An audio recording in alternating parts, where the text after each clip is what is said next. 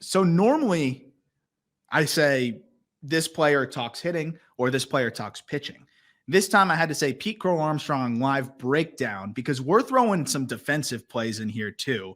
Pete, thanks. We just did the podcast. Thanks for sparing a little extra time here to do some live breakdowns of your best ABs and catches of the year. Here we go. Let's do it. So I picked some battles. I wanted somewhere where you can really speak to, what you're doing in the box here. And something you talked about on the podcast was, your focus going into next year, draw some more walks, maybe not pull the trigger as much, but maybe we can draw some of these examples as to where you want to improve or where you did what you want to do going into next year. So Here's your first at bat. I don't know if you remember this one, but Dylan Smith, very solid pitcher in the Tigers org. He's got nasty stuff, and he's good. He was sitting like mid-90s against you here. We'll run the tape, but you take a first pitch fastball off the plate away.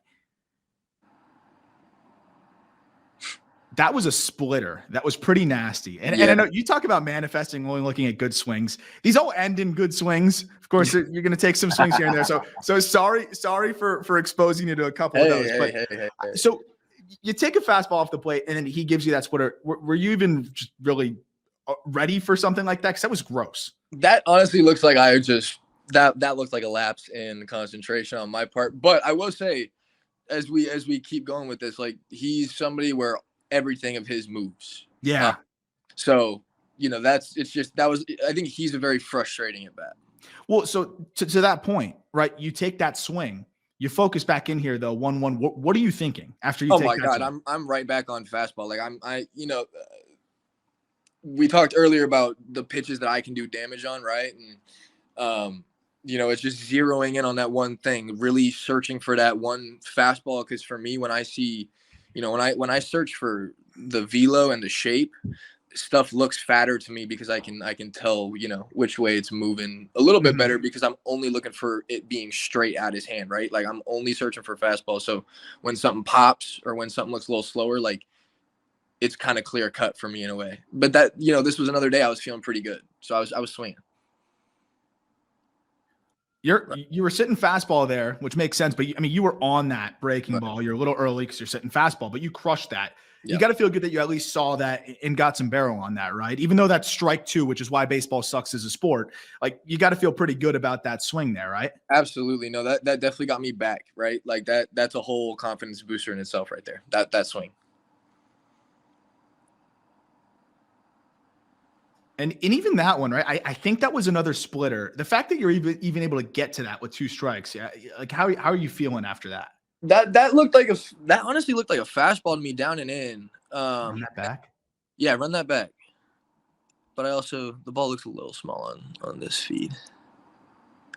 That is no, that was a splitter, I think. Oh no, there we go. he wouldn't have been going down to block that if he was throwing 95. So yeah, that was probably me thinking that was a fastball and then just being able to fight that off, to be honest. So now you've fought off two of his good pitches. One that he already got you to take a swing at this at bat, and another one that you hit pretty hard. Right. So at this point, you're still sitting fastball? Well, yeah, the only fastball I've seen is that first pitch, and it was out. It was away. It was a ball. So most pitchers, you're assuming that their ego is going to take over and they're going to want to beat you with what they think is their best pitch. So automatically I lock back in on fastball, but even with two strikes, I'm shrinking my zone again. I don't want to expand and start chasing and fouling off because as nice as it is to win pitches like I'm doing in this at bat, like, it's still not ideal. I should be taking those. It should be 3-2 right now. That is a fair point. But again, you spoil a pretty good breaking ball there too. Ignore the count in the bottom right for those watching. Now I think it's right again. So now 1-2, you already spoiled a few. That's a good fastball that you get a piece of. That was like 95. He's got some run to it too. Yeah, borderline up. It was a good. You got to pull the trigger at that one, right? That's when you're okay pulling the trigger at. Yeah, and I got a good swing off on that one too. Yeah, and then I seen that once or twice already that at bat, so that's automatic. It's another good swing. Yeah. I couldn't tell if that was a fastball or that was a fastball. That one was a fastball. Again, like that might have even been one I wish I probably connected on. For those wondering, Pete has great eyes. He's just on his phone right now, Yes. and Yeah. and honestly, just taking one for the team here to do this from the phone. We had Mervis with like 2 devices cheating, No, while you got just the phone. I'm just scum without a laptop. That's what it is. So again, it's just fastball all the way at this point, right? Yeah, but that's again like that. I never really stray from that unless I have a really good idea of who this pitcher is, and stuff changes during the game as you collect at bats. But more often than not, I will never stray from fastball. Yeah, and then What's crazy is, so can you speak to that swing right here, because you're sitting fastball, right? And you're able to stay back long enough and hit this thing hard, I think 105, 106 into right field. What allows you to do that? I mean, that was a slider, right? So, yeah. Like I said, the only other, I think I saw 3 sliders that at bat, and one I think I fouled through my freaking legs. But the other one was that swing that kind of got me back into that at bat, and so. That's just a pitch where if you're on time for fastball, I obviously recognize the shape or the spin or whatever I was looking for in that at bat, and I knew I was early, so it's you don't really, I mean, after that many pitches, like I'm not really looking to try and adjust all that well. I'm just trying to hit that shit hard. Sorry for excuse my language. You can. I'm just trying to hit that shit hard. So like, I saw it and I knew I could handle it, and I guess it's as simple as that, really. Yeah. No, absolutely. And we'll get into like some more swing specifics at the end. This is a fun at bat because it's just a roller coaster. Yeah. It's a bit of a roller coaster. Marquez, I just want to say too, before we start this guy is good. Like he is very, very good. Yeah. Yeah. So, I mean, you start off 0-1 there. It's a good idea. You don't get it down. You could just start the count 0-1 now. What are you thinking though after you missed that bunt? You got to track it, I guess, right? So you just go back in there. Are you a little bit more patient here 0-1, or are you kind of ready to attack something else again? I would honestly say that this was an at bat where I felt like I was beat early. But then I think that again I've spoken on the shrink in the zone and being a little more stingy a few times today, but as you see this at bat get to 2 strikes, I think you'll see my zone shrink. There's a reason why I picked this one. I mean, that's a rough way to start the at bat. I was clearly beat at first. I mean, that's gross to support your point going into that. That's a nasty pitch, but there's a reason why I picked this at bat to start, like you said, a rough start to the at bat, but what you do to fight back and then what you do to get a hit here is really impressive. So you take those 2 swings. You're obviously just trying to battle at this point, right? Yeah. Well, at that point, I'm like, all right, it's grind mode. I think a big thing as a hitter is recognizing when you're beat. Like, I think a lot of the times the best hitters show why they're the best hitters when they are just flat out competing, when nothing else really matters. So like I'm beating the first 2 pitches here, and right then I'm like, all right, this is one of these at bats where I just need to grind it out, and then hopefully I get something later in the at bat that I can do damage on. You take one, maybe a couple balls off, good take. Yeah, he wanted it, didn't get it. I'm gonna be like Murph here. Everybody thought that was a strike. I was so set in my ways that it was off, and I look at Ivy and it's off. So it's off. Yeah, and then he goes there again. It's even further off. That was also off. It was barely further out. But yeah. So you have those 2 takes. Now, do you feel like you're seeing it a little better now after you got those 2 takes? Absolutely. Let's see if that supports up. Yeah. Yeah. Yeah. And I mean, that was the best pitch I saw all at bat, maybe besides that fastball I tried bunting through, or that I bunted through. Yeah. I mean, that's what you look for. Like that pitch is literally what you look for. And you know what? Like if the umpire's feeling a different kind of way, I might be walking away on either one of those fastballs that he threw. Like those are still great pitches. And that's the thing about Marquez is he's not going to blow you out the water with his fastball. And he's 87, 89 maybe. but it plays a little faster than it really is. And he spots up. Like, he is going to dice you if you're not really locked in, or if you're just really not about competing at that time. And I mean, and you were clearly about competing, because you fall behind, you battle back, and he makes a mistake. He leaves it up, but the big thing is being able to capitalize on that mistake. You take advantage. We talked about it on the podcast. Like, I really do feel like a lot of the most underrated part of your game is how hard you hit the baseball. And this thing was a nuke. I mean, this absolutely goes. Can you talk about, when you are right, what allows you to get that pull side power going? Because it seems like you stay in your backside really well there, especially on a breaking ball. Like, what is working right for Pete Crow-Armstrong to be able to hit the ball this hard? Because I don't think people realize, like, you can hit bombs when everything's there. I never knew how to pull the baseball, especially when I was younger. Like, I never knew how to maximize pulling a ball. I'd always be around it and spinning, or I'd be too steep and I'd slice some shit. But like, as I got older, you realize it's kind of about putting the same swing on it as you normally would. You're not really trying to hit it any differently. But I will say there's a lot of work that I did, and that Owen Casey will tell you the same thing. Tommy Byers, we love him, man. He's a guru. He's super smart, great man. But he does a lot of little drill work to help with the inside pitch, and just how to get backspin on the inside pitch. And that it was fun. We had a joke. It was like, every time Tommy came into town, it was at the perfect time, because either Owen or myself, like, we were struggling. Yeah. And it'd be struggling with like one thing that Tommy could always fix, and Tommy would leave and we would just start raking again. So learning how to hit the inside pitch probably helped me a lot in terms of being able to pull the ball correctly. But like, on that pitch, it's like, you're early, like, just swing, man. Like, there's no reason to try and hit that ball where it's supposed to be hit, quote unquote.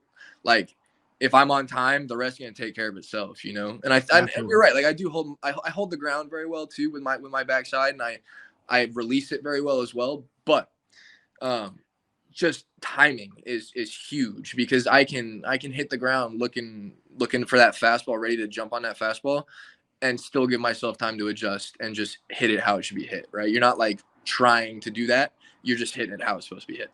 Absolutely. And this is one of those where I think, if it's the at bat I'm thinking of, you really just go with the ball here. And this is, first of all, these jerseys are absolutely unreal. They're fire. These are fire. Did you guys get to keep those, or no? Right? No. That's tough.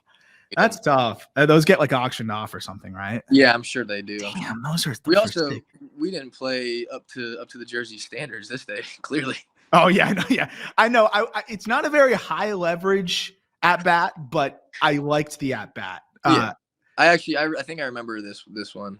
This guy. So I think his name's Robbie Baker or something. Yep, that is Robbie Baker. Man, he diced me all year. Every time we faced each other, he got me, except for this one.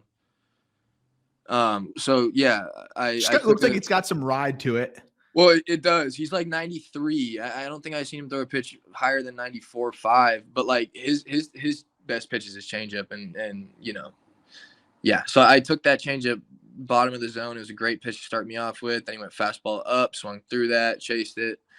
Kind of similar to the last at bat. It's like, all right, you taken two very below average swings. You got to grind. It's also like, it's the ninth inning. 2 outs. Yeah. I don't know. You're bump just the batting average up, get something going, right? It's the garbage time, but also like, you never know, man. Baseball's crazy. Like, there's been 8-run comebacks, so especially with minor league baseball. Right. So you know what, man? Like, screw that. Like, it's the ninth inning, but I'm still gonna work it out. I'm still gonna grind it out. Can you talk about this move real quick too? Like what you're thinking with your hand load, because this is an awesome angle of that. You start upright with your legs, but it's a little bit of a stack on the backside. It seems like, with the way that your front leg and back leg are kind of set up, and then with your hands. What are you looking to do there? Because it's an interesting spot where you start, and then like where you're able to load and kind of get slotted. Honestly, my hands have always kind of gauged my timing, like ever since I was young. So I just kind of I like to think about timing my hands up with my front leg and the move that I'm gonna make there. But yeah, like the rhythm you see with the hands is really just for my timing.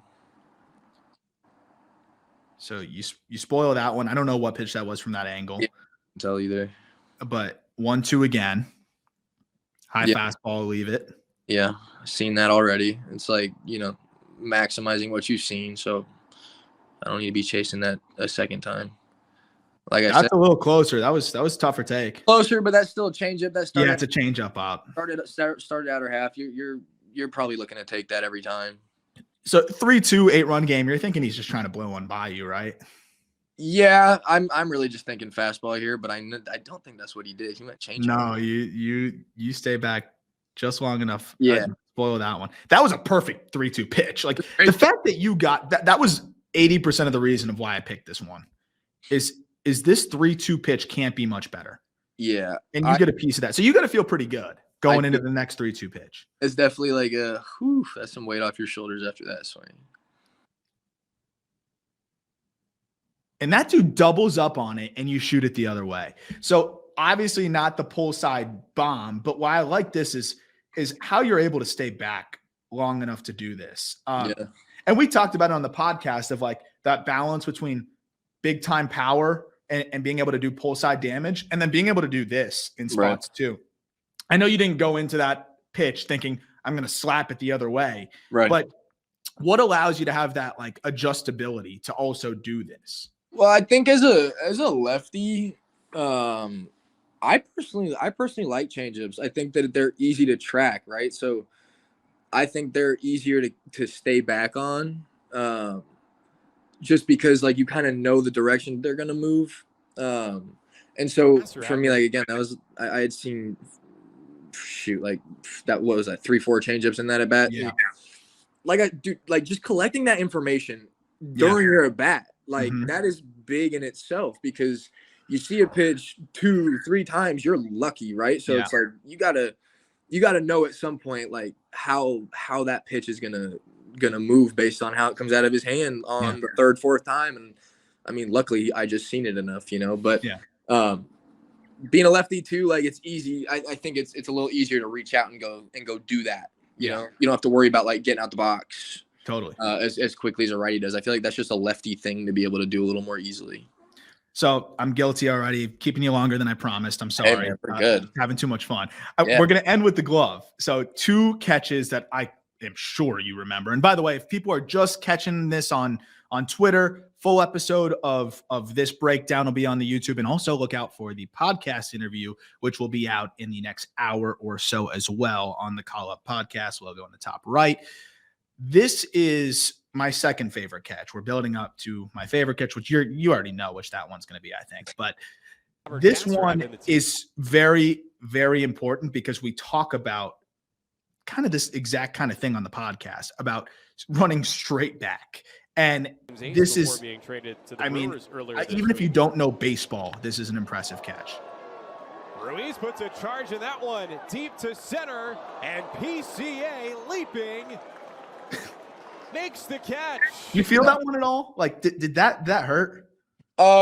My head slammed back and hit the wall. That was what hurt. I was like, I'm gonna take my time on the ground here. That probably looked bad enough. Let me just milk it a little bit. But not that play. Like that's what I practice. Like being able to take my eyes off of the play. I think pick up the wall and then go back. Well, as an outfielder though, like not even on a ball going back. Like if you can run without looking at the ball, knowing what spot it's gonna drop at, you're golden, man. Like you're gonna be so well off in terms of like the catches you will allow yourself to make if you can run without looking at the ball. So is that more predicting where the ball is going to end up based on the impact, or is it more putting your head down, running, and finding the ball again as you're going? Like, what is it more of for you in that skill? Well, I know I'm not the only one that can do this. How I do it is, you use your first 3 steps, which are your hardest first 3 steps out the gate. You use those first 3 steps to like just know where the ball is going to land. So yeah, you could peek here and there, but I'm telling you, man, a lot of the times for outfielders, our first 3 steps is when we decide how the play is going to be made. And I checked. I think I looked for the ball a couple times this play. But I mean, like right here, you're not looking at anything other No, than I got my back turned. I saw the ball off the bat, and I just put my head down and went. There you find it. Right there. Check again. Yeah. And then timing the jump, like that's an underratedly very, very hard as well. Yeah. Like when are you going to practice that part of it though? Like every day. Is that you practice jumping at the wall? Every day. Love it. I mean, every day is a stretch, but there are days where my legs are feeling fresh, where I'm like, I can jump right now. Like I will, because I'm not going to go running through no wall in BP. Like I've grown past that point. Like you asked me that 3 years ago, I'm probably like, yeah, I'm going to make every play, but it's not even about catching the ball at the end of the day. In BP, at least for me, it's just about your read. So if you can just work on your routes and everything like that, like you will give yourself those plays where it's going to be safe enough in BP to like actually practice working with the wall and stuff. And I mean, yeah, I'll play it one last time while I dig up the other play, but it's just one of those things too, that how much of that is you talk about being able to like learn some of those things and get better with some of those things, but how much of it is just kind of innate too, like something that you just felt like has always been a part of what you do? I mean, when I was younger, like I played a lot of football. I learned, I would honestly say that like a lot of my just natural ability out there has to do with like the different sports I played, like I'm so interested in like the trajectory of baseballs and how like there's just this natural sense and feel that I have of where the ball is going to be, so it's like something so satisfying about like making the perfect route and just catching it perfectly in stride and everything. Like I really do think that a lot of it is just your natural hand-eye, your natural feel. But I've also been playing outfield since I was fucking 9 years old. So, it's something that has been worked on a lot. Yeah. And you talked about that on the podcast, and there's no doubt about it. This is the best example of that, by the way. And you know exactly what this is. I know this is one of those you just don't forget. Yeah. I want to preface with this. For those watching, look where the hell Pete starts. Like right to like maybe a step behind there. Like you're playing in right center. Yeah. Right here. The fact that you even think you have a chance at this is ridiculous. And you end up catching it, so you're right. But like if you showed me where this ball is going to end up and said, oh yeah, I think he has a chance at catching this, I would have laughed. Like there's absolutely no way. And here's what you do.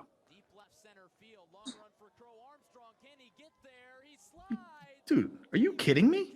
Yeah. Well, the only reason I caught that ball is because I was able to run with my head down. It makes you so much faster. It covers way more ground.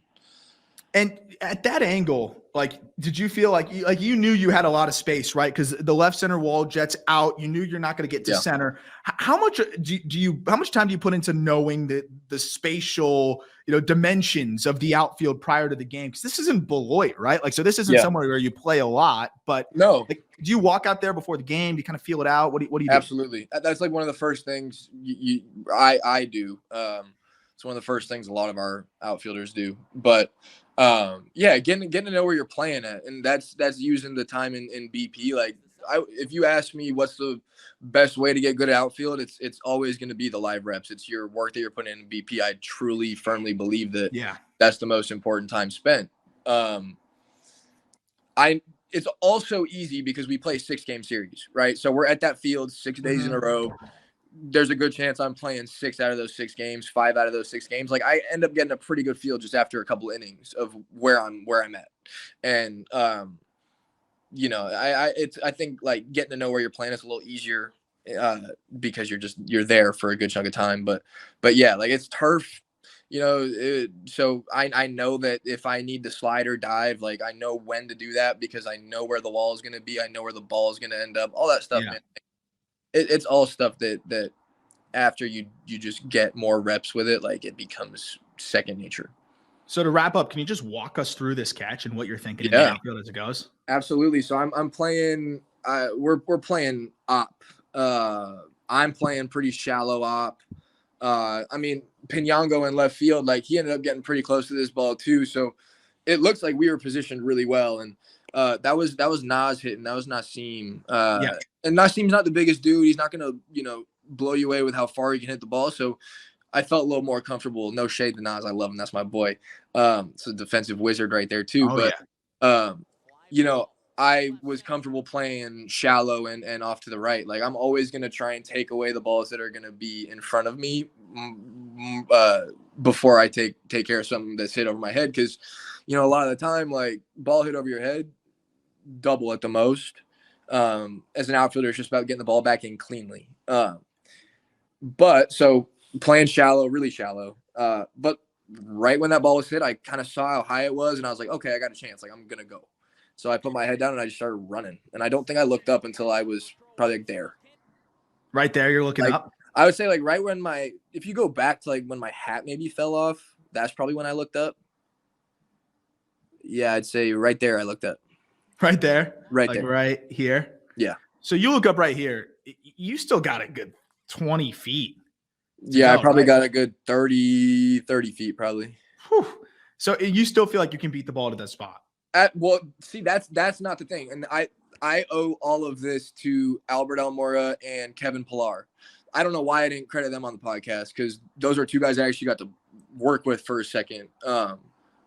Those two are so smart. They're not the fastest people in the world, but they are just so damn good at playing outfield and playing the ball off the bat. Like, it's mind-blowing. And so the thing that they taught me, like whenever I was growing up, my high school coach, Coach Halpert, love him. He's done everything right except this. Like, I'll give him shit for it.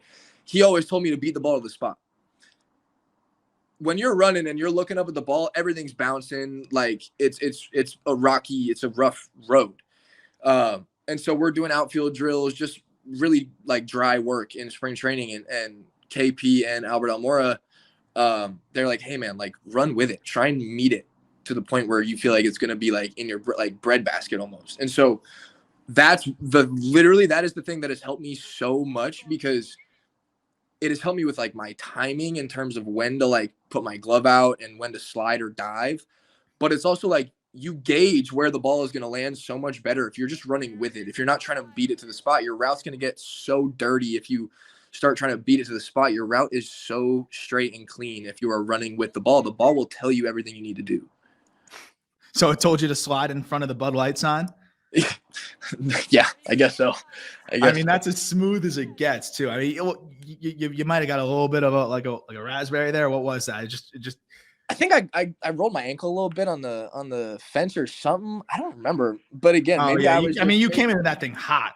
Yeah, I don't know what exactly happened there, but turf's no fun. Turf burns. No.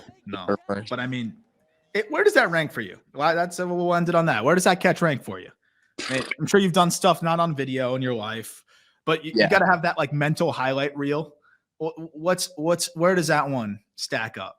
I say that's probably top 5. Jesus. I'd say that. No, dude, I got this catch when I was like 13. It was against like a future high school teammate of mine, actually. Whereas, again, I'm not even gonna try and explain it, but that one outshines everything I've ever done in my life, and I'll stand by that. But I got some other catches that I could probably say were a little more impressive than that.